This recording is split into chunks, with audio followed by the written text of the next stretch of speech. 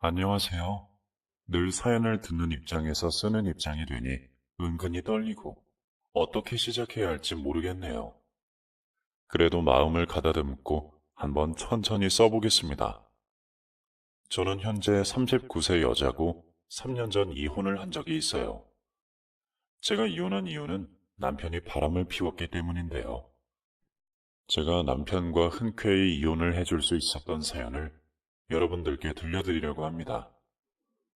제 전 남편은 모든 게 완벽한 남자였어요. 솔직히 결혼할 때 경제적인 부분이 참 중요하잖아요. 적어도 저를 굶어 죽이진 않겠다 싶어 그 남자를 선택했습니다. 성격도 좋고 성실하기도 했고요. 사업을 하는 남편이었기 때문에 늘 바쁘고 귀가가 늦긴 했지만 그래도 나름 신혼의 재미를 느끼며 살았는데요. 시간이 점점 흐르자 부부로서 의리가 돈독해지더라고요. 그래서 혹시나 이 남자가 망해도 내가 먹여 살리고 싶다는 마음에 저도 돈을 벌기 시작했습니다. 틈틈이 공장도 다니고 바리스타 자격증을 따서 카페 아르바이트를 하며 생활비를 보탰죠. 제 성향상 가만히 있는 걸 못 버텼기 때문에 항상 뭔가를 했던 것 같아요. 그러다가 아이를 낳고 나서부터는 육아에 전념하기 시작했습니다. 아이를 기르고 유치원에 보내다 보니 어느덧 결혼 8년 차가 되었더라고요. 남편은 그때까지만 해도 정말 좋은 남편이었고 자상한 아빠였어요. 이런 남편이 또 있을까 싶은 생각이 들었고 남편에게 항상 감사했습니다. 부부싸움도 그렇게 많이 하는 편도 아니었기 때문에 저희의 관계가 그 어떤 부부보다도 견고하다고 여기고 있었어요. 그래서 다른 남자들은 몰라도 내 남편만큼은 바람을 피우지 않겠지 하는 생각을 하며 살았어요. 하지만 그 생각은 얼마 지나지 않아 처참히 무너지고 말았습니다. 남편의 불륜을 어떻게 알게 되었냐면요. 우리 딸이 외할머니가 보고 싶다고 해서 마침 제가 시간적 여유가 있어서 아이랑 저랑 둘이 친정에 좀 다녀오기로 했어요. 남편에게 말했더니 흔쾌히 다녀오라고 하더라고요. 간 김에 일주일 내내 있다 오라면서요. 그렇게 딸과 함께 친정에 가던 중 제가 집에 핸드폰을 놓고 왔다는 걸 깨닫게 된 거예요. 그래서 딸과 함께 다시 집에 가서 핸드폰을 찾는데 현관문 열리는 소리가 들리더니 남편이 집에 들어왔습니다. 그런데 그 옆에 누가 있었는지 아세요? 바로 제 20년 지기 친구가 있었어요. 남편은 저를 보더니 화들짝 놀라며 어버버 하더라고요. 여, 여보, 처가에 간다고 하지 않았어? 둘이 왜 같이 들어와? 아니, 곧 있으면 당신 생일이잖아. 그래서 서프라이즈 파티 해주려고 성희 씨한테 부탁을 했지. 그런데 들키게 됐네. 성희라는 친구는 제가 고등학교 입학 때부터 쭉 단짝이었고, 한치도 떨어져 본 적이 없는 친구였어요. 서로에게 비밀이란 건 절대 있을 수 없다고 생각했죠. 그런데 내 남편과 함께 내 집에 들어오는 모습을 보니 뭔가 낯설더라고요. 아무래도 이상하잖아요. 아무리 제 생일이 다가온다고 해도 아내의 절친과 단둘이 집에 들어오다니요. 불길한 직감이 들었습니다. 이게 무슨 상황이야? 둘이 어떻게 연락처를 알고 있었어? 만난 것도 몇 번 안 되잖아. 예전에 일적으로 필요한 게 있어서 내가 먼저 성희 씨한테 번호 물어봤어. 그런데 둘이 만날 정도로 친해졌다고? 당신이 생각해도 이 상황 이상하지 않아? 알아. 물론 이상한 거 알지. 하지만 여보, 진짜야. 당신한테 이벤트 한번 못 해준 남편이라 이번에 제대로 만회하려고 성희 씨한테 부탁한 거야. 아무래도 당신에 대해서 제일 많이 알잖아. 당신은 가만히 있어. 야, 오성희, 너 잠깐 나와봐.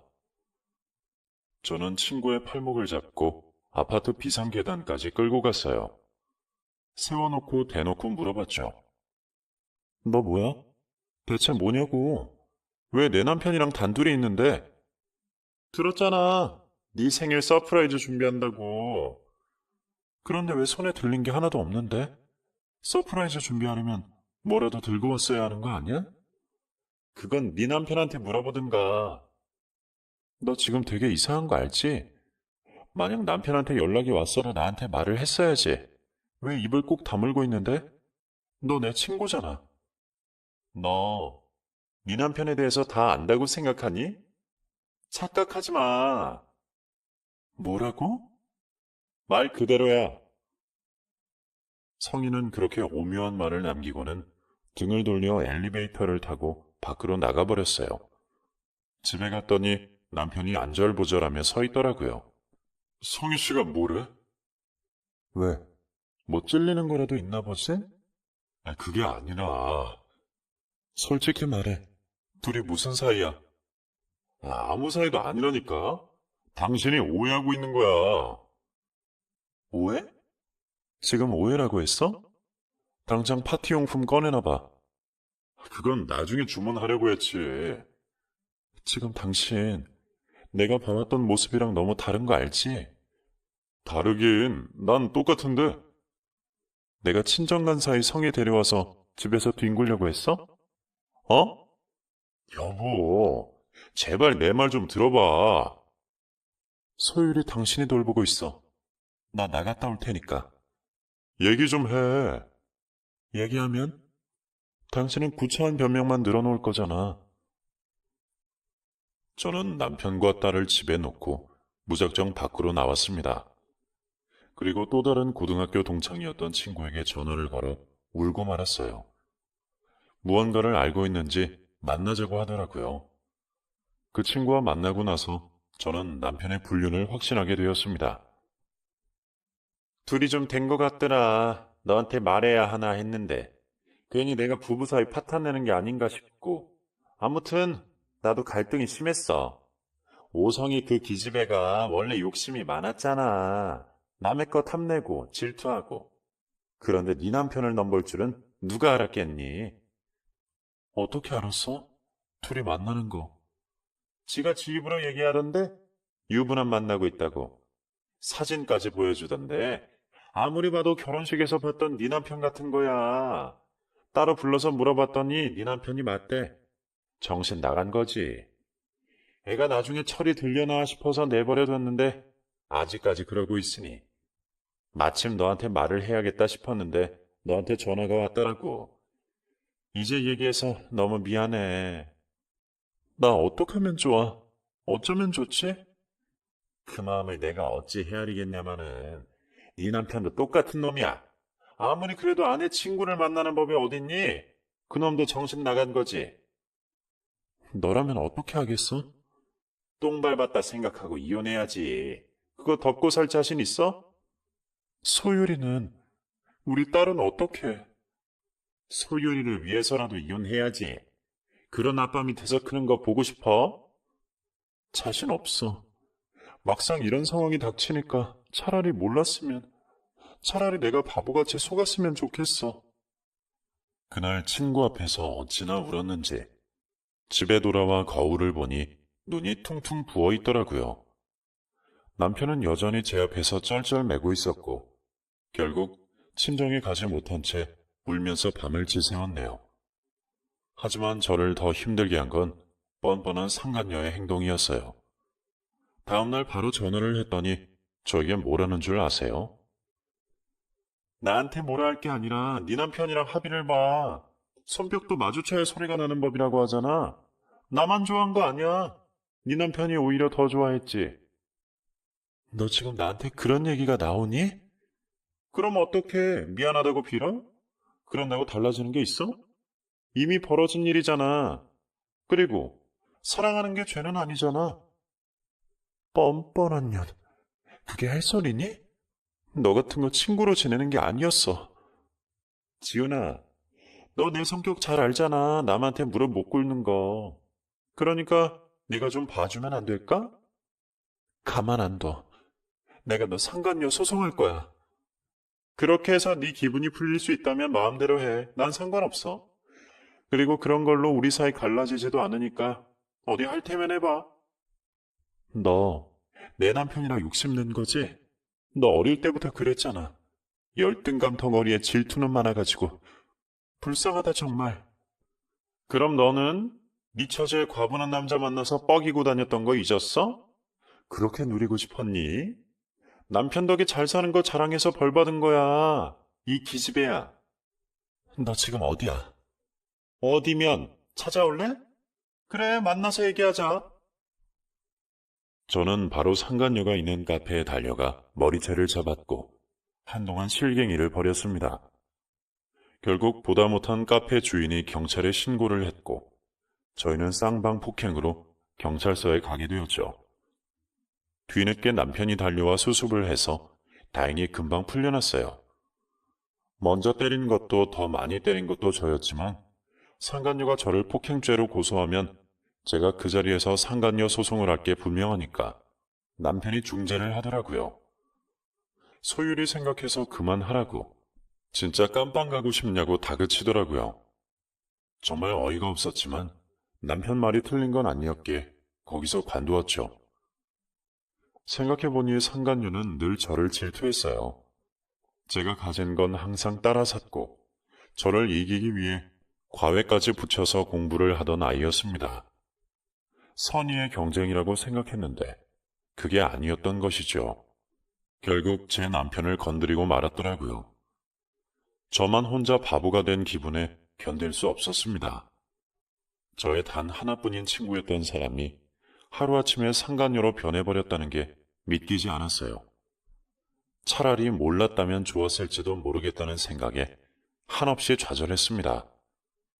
그 후로 그 친구와 저는 완전히 적이 되었고 저는 이혼을 하니 많이 하면서 수없이 고민하는 날을 보냈습니다. 너무 화가 나는 날에는 다시 상간녀에게 찾아가서 소리를 질렀고 상간녀는 보란 듯이 똑같이 소리를 질렀어요. 이 파렴치한 년아, 너한테 양심이라는 게 있긴 하니? 남편 지키지 못한 네 탓이지. 네 엄마한테 말해줄까? 네가 상간녀라고? 맘대로 해. 말하든지 말든지. 위자료 줄 테니까 얼른 이혼이나 해. 아니, 절대 못해. 내가 너 행복한 꼴을 어떻게 보니? 너 정말 구질구질하다. 도대체 왜 그렇게 사니? 애정도 없는 사람 몸뚱이만 붙잡고 살고 싶어? 나라면 너처럼 절대 안 살아. 너는 결혼 안 해봐서 모르지? 우리한테는 아이가 있어. 무엇보다 소중한 딸이 있다고. 부모의 의무라는 게 뭔지 너는 털끝만큼도 모르겠지. 네 닮은 딸? 너 닮아서 못생겨서 어쩌니? 둘째도 낳을 생각이라면 포기해. 똑같이 너 닮은 딸 나오면 큰일 나니까. 그 얼굴로 살면 얼마나 엄마 원망을 하려나? 차라리 내가 대리모 해줄까? 인물은 내가 너보다 빼어나게 낫지 않니? 그 말을 듣자마자 손을 들어 상간녀의 뺨을 때렸습니다. 다른 건 몰라도 자식 욕은 못 참겠더라고요. 지가 뭔데 남의 소중한 딸한테 못생겼니 어쩌니. 제가 그런 말을 할 자격이 있기나 한가요? 네 수준이 밑바닥인 건 알았지만 이 정도일 줄은 몰랐다. 어렸을 때부터 그 반반한 얼굴 하나로 남자 꼬시고 다닐 때부터 알아봤어야 했는데 결국 네가 지금 얻은 게 뭐라고 생각하니? 상간녀 타이틀밖에 더 있어? 내가 이혼해주지 않는 이상 넌 영원히 상간녀야. 누가 뭐래도 너는 남의 남자 뺏은 범죄자라고. 그래서 이혼을 못 해주시겠다? 당연하지. 넌 영원히 내가 씹다 뱉은 껌 씹은 년이 되는 거야. 독한 기집애. 누가 누구한테 할 소리? 불륜 저지르는 년들 면상은 어떻게 생겼나 했더니 너처럼 술집 여자처럼 생겼구나. 역시 남자들이 가볍게 볼만해. 야! 나한테 소리 지르지 마, 이 상간녀야. 내 남편 만나든지 말든지 네 마음대로 해. 하지만 영원히 너는 내 아래야. 말은 그렇게 당당하게 했지만 앞으로 어떻게 살아야 하나 걱정이 많았어요. 남편과 헤어지면 저는 당장 딸과 먹고 살아야 하는데 제가 능력이 있길 해요, 돈이 있길 해요. 그저 제가 가진 거라고는 살림 실력밖에 없는데 그걸로 어디서 뭘 하면서 돈을 벌어요. 제 외모를 까내리다가 지친 상간녀는 더 이상 저에게 연락을 하지 않더라고요. 사실 상간녀 말이 맞아요. 제 얼굴이 예쁜 편은 아니에요. 하지만 상간녀에게 욕을 들을 정도로 형편없는 얼굴은 아니라고 생각합니다. 그리고 형편없으면 뭐 어때요? 그렇다고 해서 남들에게 약점 잡힐 필요가 있나요? 제 외모를 보고 무시하는 상간녀가 잘못된 것이죠. 아무래도 그 얼굴 하나 믿고 제 남편에게 들이댄 것 같더라고요. 하지만 남편은 그때 저에게 필빌 기는 중이었습니다. 여보, 성희 씨가 무슨 말을 하든 믿지 마.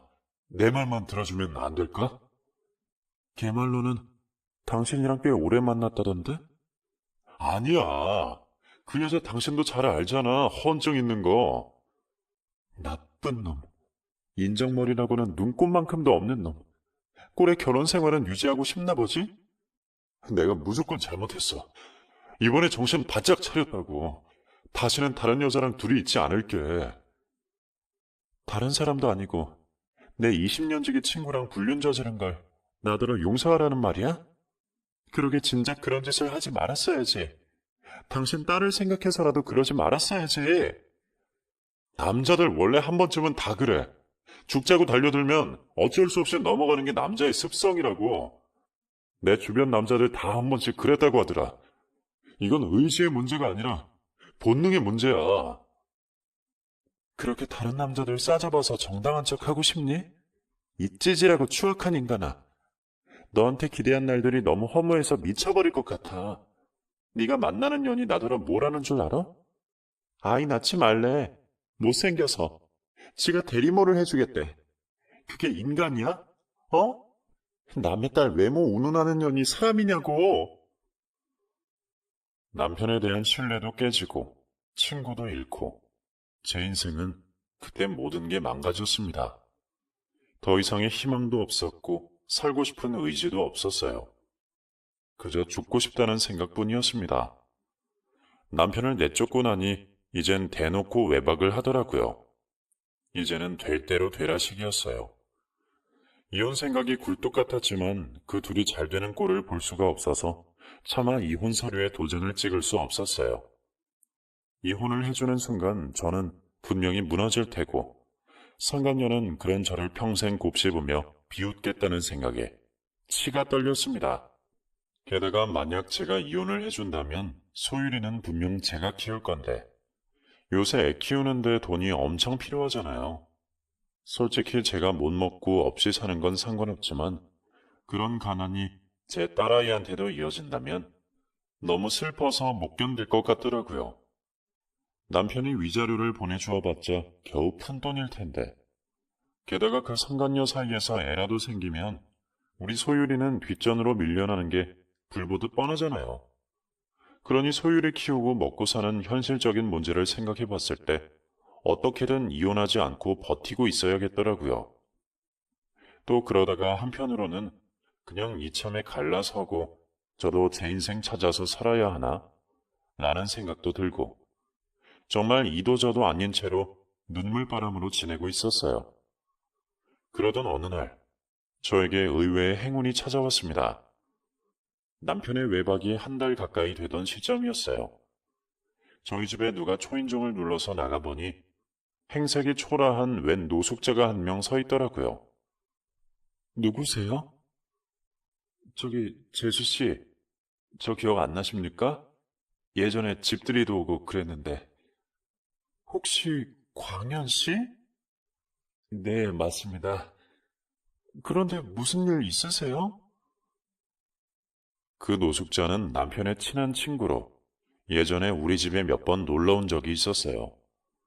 그때는 고급 양복에 비싼 시계까지 아주 삐까뻔쩍했던 사람인데 이렇게 누추하게 사람이 변하니 당연히 처음에는 못 알아봤죠. 예전에 얼핏 듣기로는 남편이랑 같이 사업을 하는 사람이라고 들었는데 왜 이런 모습으로 나타났는지 너무 궁금하더라고요. 그래서 일단 들어오시라고 따뜻한 차 한 잔 드시라고 하며 대접을 해드렸습니다. 그러니 그분은 대뜸 울기 시작하더라고요. 겨우 눈물을 멈춘 그분은 천천히 입을 열기 시작했어요. 죄송합니다. 제가 죄인입니다. 무슨 일이 있으셨는데요? 제가 창수한테 보증을 부탁했습니다.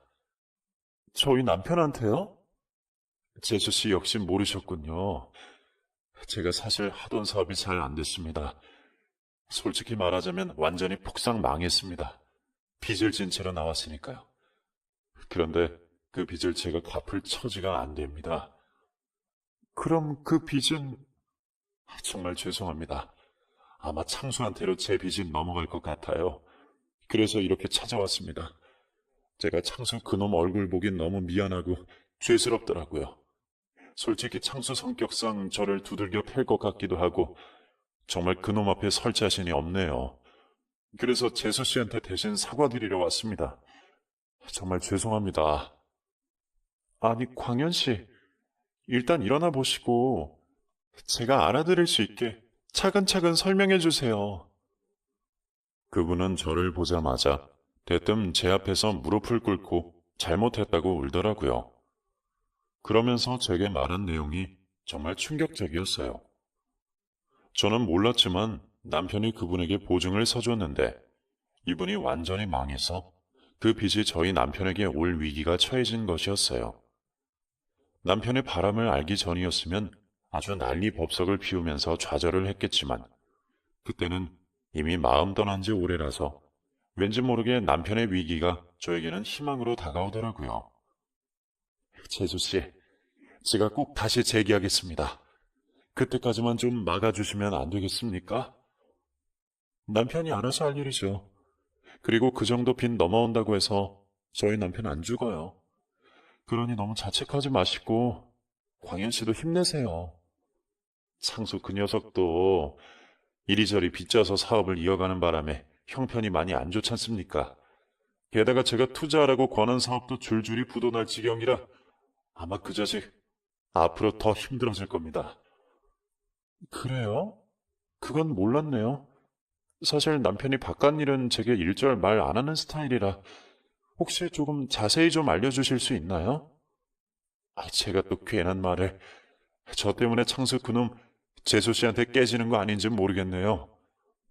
저 그렇게 야박한 여자 아니에요. 남편이 자존심이 세서 빚이나 그런 이야기는 제게 말하지 않거든요. 남편 바가지 긁지 않을 테니까 그러지 말고 이야기 좀 해주세요. 제가 겨우겨우 조르니 현재 남편의 회사 사정에 대해서 전부 털어놓더라고요. 말을 마친 후 그분은 주머니에서 주섬주섬 흰 봉투를 꺼내시더니 저에게 대뜸 내밀더라고요. 싹싹 긁어모은 저의 전 재산입니다. 염치 없이 빈손으로 올 수 없어서 있는 돈 없는 돈 다 모았습니다. 일단 이거라도 받아주십시오. 그리고 창수한테는 제가 정말 미안하다고 꼭 좀 전달해 주세요. 그 봉투를 남긴 채 그분은 다시 돌아가셨어요. 어디로 가셨는지는 모르겠지만 대충 말하는 거 봐서 빚쟁이들 피하느라 어디로 잠적할 것 같더라고요. 그리고 저에게는 아주 큰 정보를 주고 가셨죠. 남편의 재정 상태에 대해서요. 대충 계산을 해봐도 그 빚이 몇십억은 되더라고요. 그러니 정말 우리 남편은 알다가도 모르겠더라고요. 10년 가까이 한 입을 덮고 살면서 여자가 있었는지도, 그리고 이렇게 빚이 많았는지도 저는 하나도 몰랐거든요. 늘 바쁘고 밤늦게 집에 들어와서 회사가 잘 돼 일이 많은 줄 알았지. 이 많은 빚이 있을 줄은 몰랐죠. 아무리 사업하는 사람은 빚이 재산이라고 하지만 안 그래도 내실이 없는 회사, 빚으로 돌려막기 해봤자 금방 망해버릴 게 뻔히 보이더라고요. 그러니 더 이상 이 남자에게 희망이 없어 보였습니다. 게다가 아내에게 이런 사정까지 한마디도 공유하지 않았잖아요. 그게 더 괘씸했어요. 부부가 괜히 부부겠어요? 힘들 땐 같이 이겨내야 가족이고 부부잖아요. 하지만 남편은 혼자서 많은 비밀을 품고 있었고 저에게 기대고 싶지 않았던 것이죠. 게다가 제 절친이랑 불륜까지 저질렀으니 우리 사이는 완전히 끝난 거나 다름이 없었죠. 이런 쓰레기를 어디다가 버리나 고민할 필요도 없었어요. 바로 상간녀가 대기하고 있었으니까요. 저는 바로 상간녀에게 전화해서 만나자고 했어요. 저희가 친했을 때 자주 갔던 디저트 카페에서 만났습니다. 그곳에서 만나니 감회가 참 새롭더라고요. 우리 사이가 어떻게 이렇게 됐나 하며 회상에 젖어 있을 때쯤 상간녀가 자리에 앉더니 날카롭게 묻더라고요. 왜 만나자고 했어? 안 그래도 바빠 죽겠는데. 너 말이야, 날 친구로 생각하긴 했니? 그걸 왜 이제 와서 물어? 내 남편이 그렇게 좋니? 어디가 그렇게 좋아? 내가 그걸 왜 말해야 되는데? 가져, 그 사람. 어? 너 가지라고? 나 이제 질렸어. 너랑 그 사람 사이에서 바보짓 하는 거. 더 이상 하고 싶지 않아. 오늘로써 끝내고 싶어서 널 부른 거야. 진짜 이혼하게? 대신 조건이 있어. 상간녀 소송하지 않을게. 하지만 그에 상응하는 돈을 줘. 돈이야 뭐 줄 수 있지. 네가 웬일이냐? 끝까지 그 사람 붙잡고 버틸 줄 알았더니. 부자 남자랑 잠깐 만난 걸로 만족해야지 뭐. 내 팔자에 그런 남자가 가당키나 하니? 갑자기 너 변한 것 같다? 정신 차린 거지 뭐. 너 우리 남편이랑 진짜 잘 어울려. 그러니까 잘 살아봐. 그 사람이 여자한테는 기똥차게 잘하잖아? 그건 잘 알지? 아무튼 이 말 하려고 만나자고 한 거야. 절친한테 남편 보내는 모양새가 좀 웃기긴 하지만 어쩌겠니? 둘이 좋아 죽겠다는데. 고마워. 너한테 상처 줬던 거 사실 너무 미안했어. 이제야 미안하니? 내가 원래 좀 이렇잖아. 표현도 못하고 자존심만 세가지고. 알면 됐어. 그러니까 잘 살아. 평생 고마워할게. 잘 살게. 바로 그 사람한테 이혼하자고 할게. 갑자기 사람이 변했는데도 상간녀는 꿈쩍도 안 하고 홀랑 속아버리더라고요. 저의 이혼을 너무나 기다렸다는 듯 덥석 무는 거 있죠? 제 속내는 모르고 지옥 불구덩이 속으로 들어가려는 상간녀가 너무 우스웠죠. 그렇게 헤어지고 나서 저는 바로 남편에게 연락해서 집으로 오라고 했어요. 상간녀에게 연락을 받았는지 어쨌는지 곧바로 집에 오대요. 여보, 이혼하자. 이혼이라니.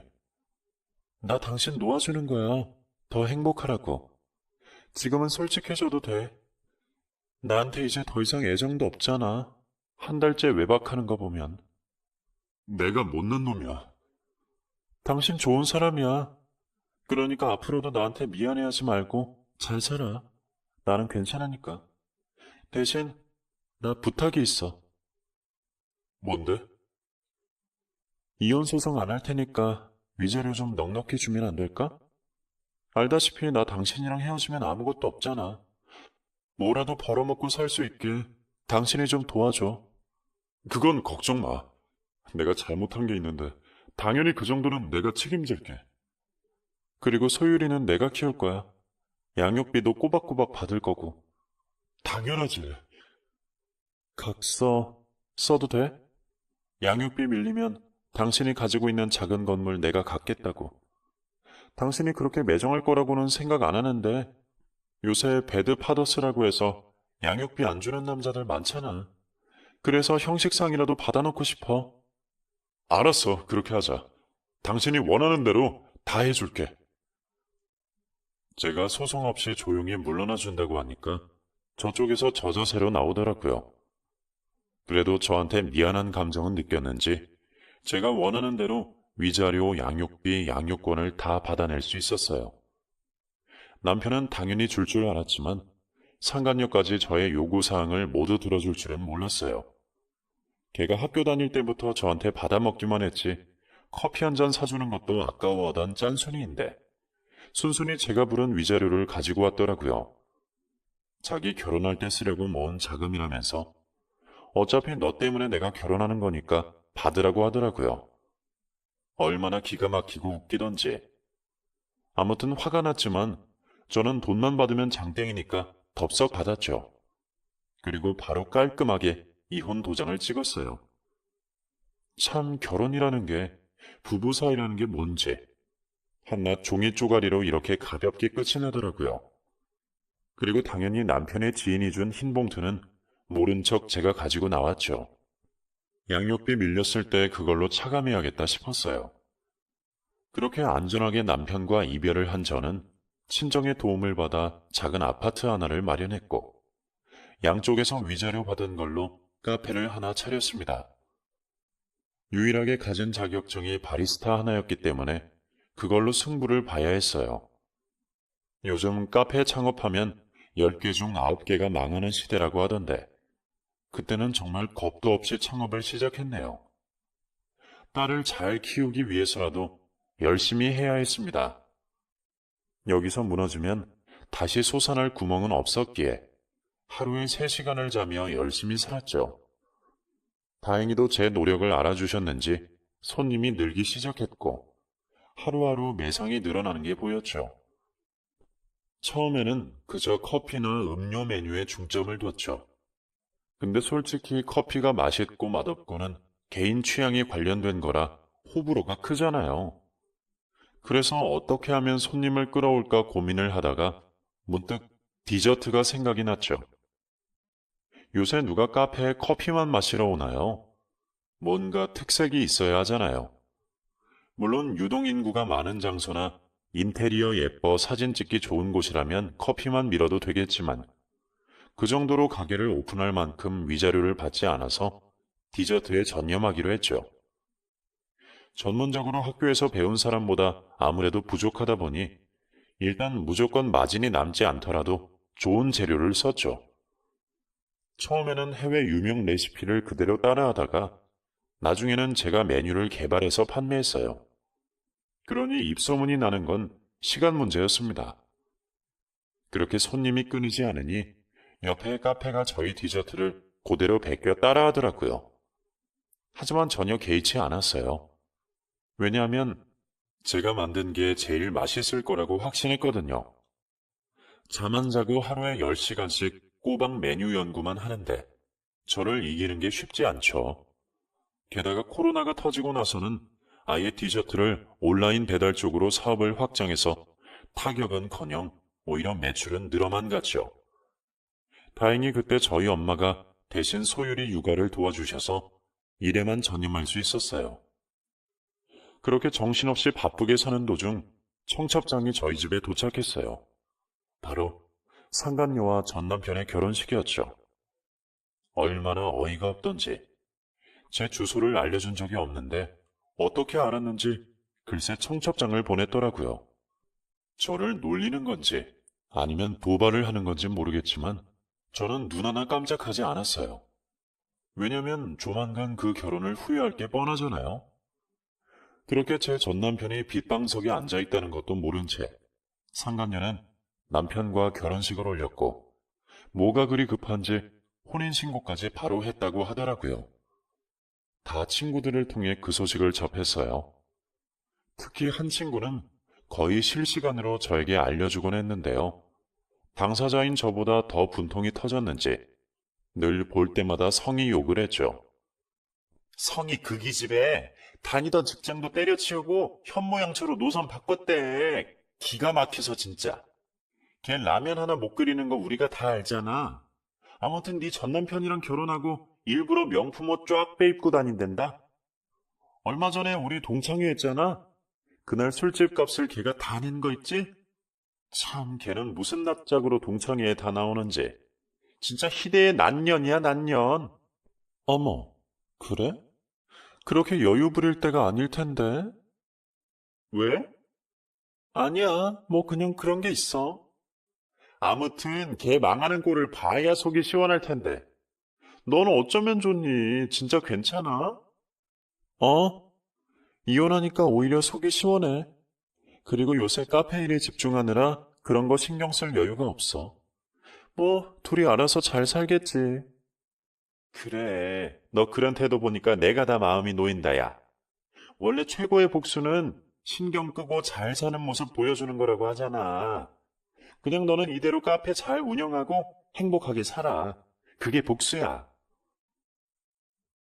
모든 사정을 알던 친구들은 전부 제 편이었고, 상간녀에게는 모두 등을 돌린 상태였어요. 그러니 어느새 제가 운영하는 카페는 친구들이 와서 수다를 떠는 성지가 되었고, 상간녀 빼고 친구 전부가 단골이 되었습니다.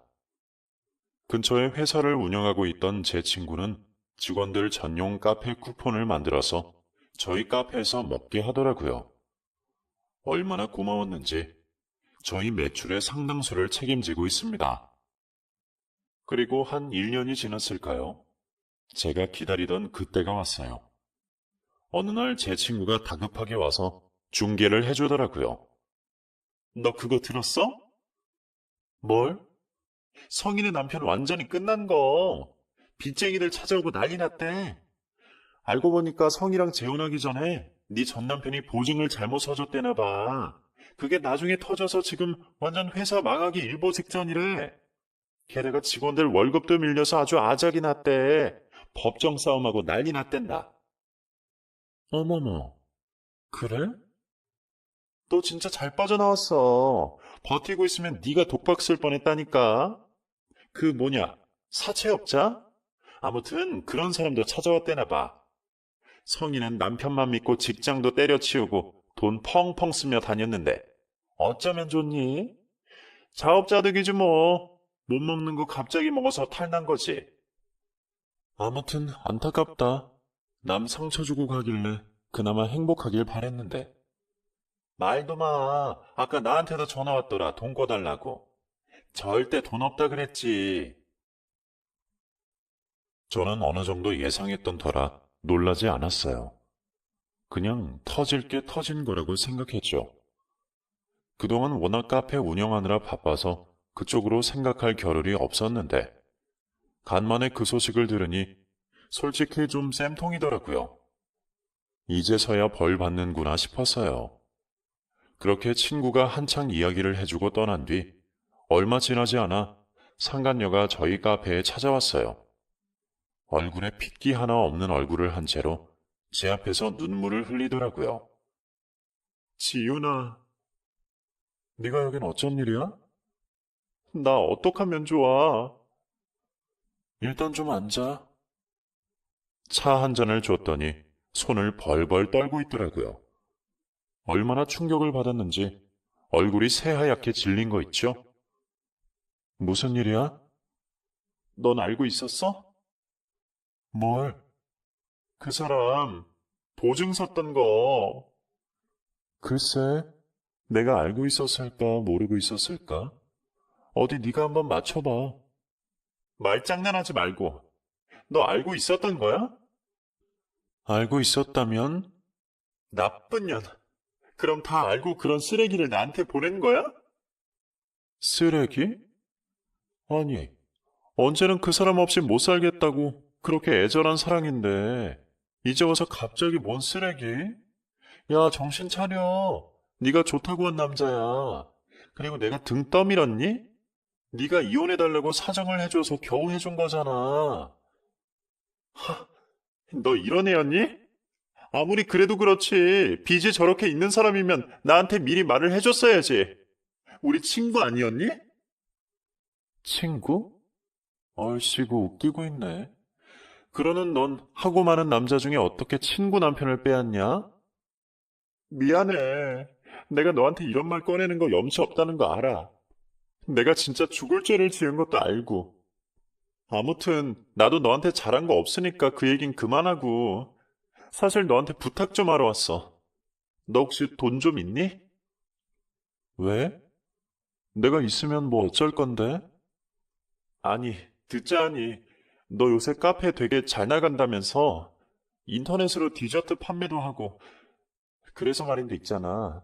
예전에 내가 너한테 준 위자료 그거 좀 다시 돌려주면 안 될까? 미쳤니? 그걸 내가 왜 돌려주지? 그건 네 죗값이잖아. 다시 갚을게. 이제야 알겠니? 네가 무슨 짓을 했는지? 지윤아, 부탁인데 한 번만 도와줘. 우리 집에 빚쟁이들이 쳐들어와서 도저히 집에 갈 수도 없어. 급박한 상황이야. 그래서 어쩌라고. 어차피 남남이잖아. 나한테 돈 맡겨놨니? 내가 너한테 상처받은 거 돈으로 환산하면 위자료도 부족해 이거 사. 남의 남자 뺏어갔으면 잘 살기라도 해야지. 이제 와서 뭐? 돈을 꿔달라고? 진짜 너도 낯짝 두껍다. 내가 진짜 미안해. 이제 와서 알겠더라. 내가 얼마나 끔찍한 짓을 저질렀는지. 그걸 늦게 깨달은 네 잘못이야. 심지어 그 사람, 나 말고 또 다른 여자가 있었어. 어쩌라고? 나 진짜 마음이 너무 아파. 이제야 벌 받는 것 같아. 상간녀는 제 앞에서 오열을 하며 미안하다는 말을 반복하더라고요. 저는 눈 하나 깜짝 안 하고 그대로 매몰차게 내쫓았죠. 처량하게 걸어가는 뒷모습이 참 불쌍해 보이더라고요. 진짜 인생은 참 웃긴 것 같아요. 입장이 이렇게 완전히 뒤바뀌는 걸 보면요. 저는 이제 전 남편에 대한 미련도 없고 후회도 없어요. 오히려 이혼하길 잘했다고 과거의 저를 칭찬하고 싶어요. 조금만 더 늦게 이혼을 했더라면 저는 아마 지금의 저 상간녀 꼴이 되었을 테지요. 그 생각을 하니 눈앞이 아찔하더라고요. 나중에 친구한테 더 자세히 들어보니 남편이 상간녀 앞으로도 대출을 받아서 그 빚이 고스란히 넘어갔다고 해요.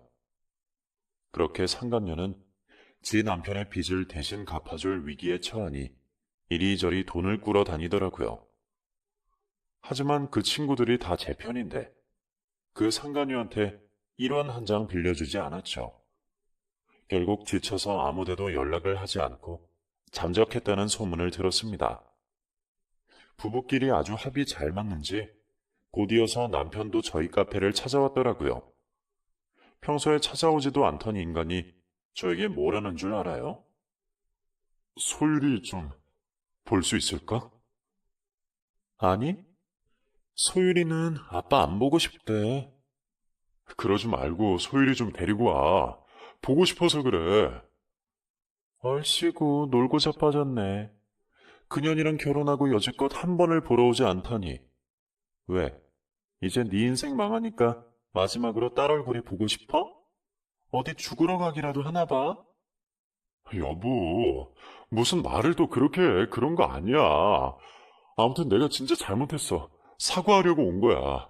우리 딸한테도 너무 미안해서 견딜 수가 없었어. 사과할 필요 없어. 덕분에 혼자서 잘 살고 있으니까. 우리 딸은 내가 알아서 잘 키울 테니까 당신은 양육비나 책임져. 사실은 알아. 빚쟁이들이 찾아오는 거. 당신 아내가 그러더라. 제발 돈 좀 꿔달라고. 각서 쓴 거 있지 않았지? 당신 그 각서 내용 이행해야 할 거야. 내가 변호사도 고용할 거거든. 알았어. 내가 막노동을 뛰어서라도 내 딸 양육비는 책임질게. 여보, 내가 꼭 좋은 아빠가 되고 싶었는데 이런 모습으로 찾아와서 미안해. 그렇게 전 남편은 한참을 서성이더니 돌아갔습니다. 그런 상황에서도 양육비는 꼬박꼬박 들어오더라고요. 꼴에 자식에 대한 책임감은 있나 봅니다. 아무튼 그 후로 종종 친구들에게 상간녀와 전 남편의 소식을 듣곤 했어요. 그거 알아? 둘이 완전 갈라서 뗀다. 그 남자가 진짜 구제불능인 게 그 상황에서 또 여자를 만나고 있었대. 그것도 12살이나 어린 여자래. 아유, 진짜 그놈은 왜 그러나 몰라. 그나저나 양육비는 잘 들어와? 그건 잘 들어오대. 그나마 다행이네. 성이 그 기집애는 친정에도 말 못하고 지인 집에 얹혀 살면서 일자리 다시 구하고 있고 그놈은 회사 정리하고 현장 일 하나 봐. 막노동하면서 여자는 싹 다 정리했댄다. 돈이 없으니 어디 여자를 만날 수나 있겠어. 오히려 잘 됐어. 양육비나 벌라고 하지 뭐. 결국 그렇게 헤어질 거. 뭐하러 유난을 떨었대? 누가 아니래. 야, 너도 참 대단하다. 어떻게 저딴 놈이랑 10년을 한 지붕에서 살았냐? 낸들 알았겠니? 솔직히 그동안 나 몰래 여자 만난 거 꽤 될 거야.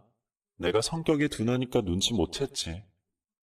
아무튼 너 앞으로 성이 만나면 넙죽 엎드려 절이라도 해. 위자료까지 네 손에 쥐어주면서 저런 쓰레기를 수거해 갔잖아.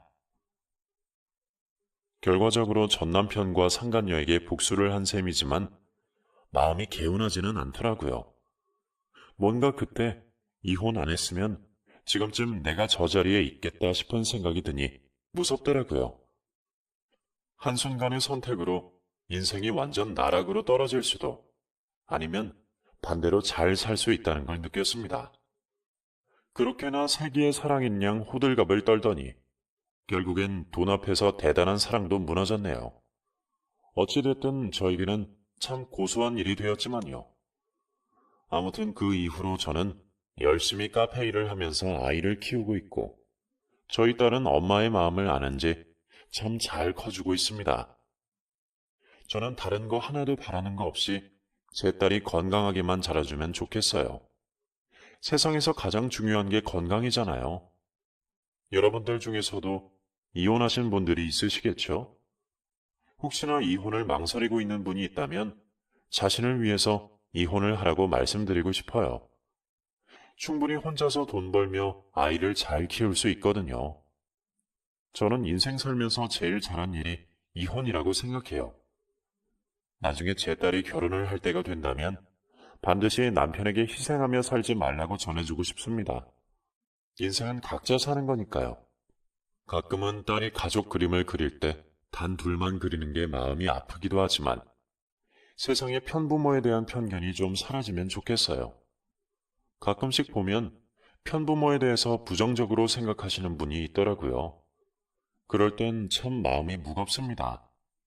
그게 사실 자식이 선택해서 된 문제가 아니잖아요. 딸이 나중에 커서 결혼을 할 때가 된다면 그 편견도 조금씩 사라져 있길 바라면서 이 사연을 마치도록 하겠습니다. 사연 읽어주셔서 너무 감사드려요. 항상 복 많이 받으세요.